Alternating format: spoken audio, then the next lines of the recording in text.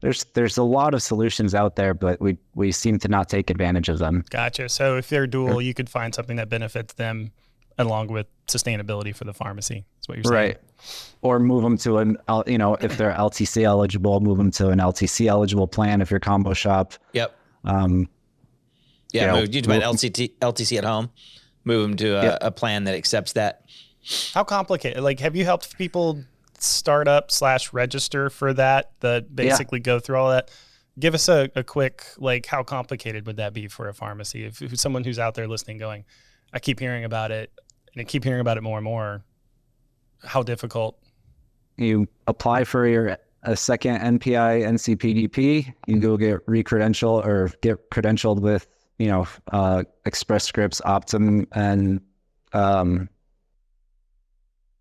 sorry, I'm drawing a blank. You do your independent contracting that you wouldn't do with your PSAO, and then you contact GeriMed, and from there it's pretty much straightforward. As long as you have 10 patients that you can do it for, like actually provide LTC services for using medical at home. Okay. Which I haven't seen a pharmacy that's not a big hurdle. That's not a big hurdle at all.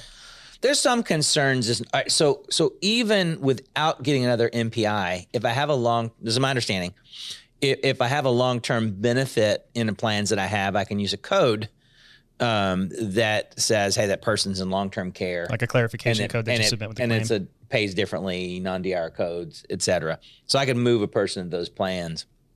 But then there's always the double NPI. But some of that, I don't think the contracts specifically say pharmacy at home or long-term care at home. To be considered long-term care, there's some criteria, right? You have to have special packaging. You have to blank to be considered long-term certain care. Services too, right? Right? Yep. And they're just determining that this is a long-term care patient meeting the criteria for long-term care. They're just in their house rather than in the facility. And so there's some concerns of audit and concerns that, some of the contracts are going to clarify that.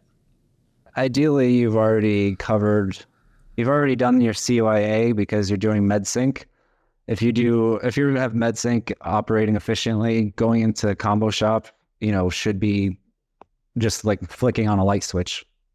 But that's also if you're not treating it as just an auto refill program. If you're actually calling your patients and speaking to them and, finding out that they're having side effects or that they are changing their doses and taking action on that, then that's using it correctly. Otherwise, you can get yourself into trouble with auditing. Yeah. Okay, that makes sense. Okay.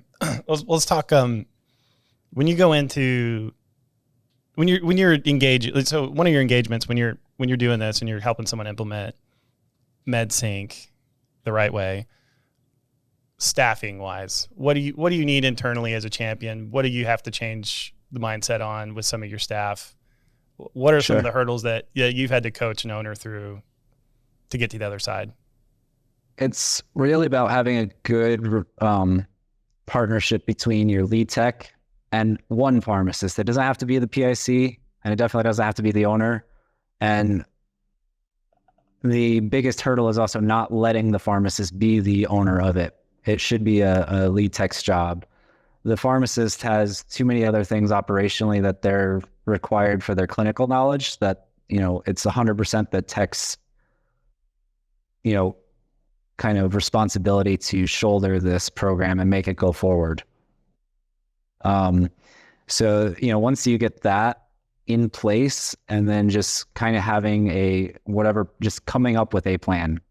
I'm going to start with all my Caremark patients, all my Humana patients, all, so-and-so patients, and then just sticking with it. Because if you make progress with it, like even when I was at PDS, we taught people to grow their program maybe 10% per quarter.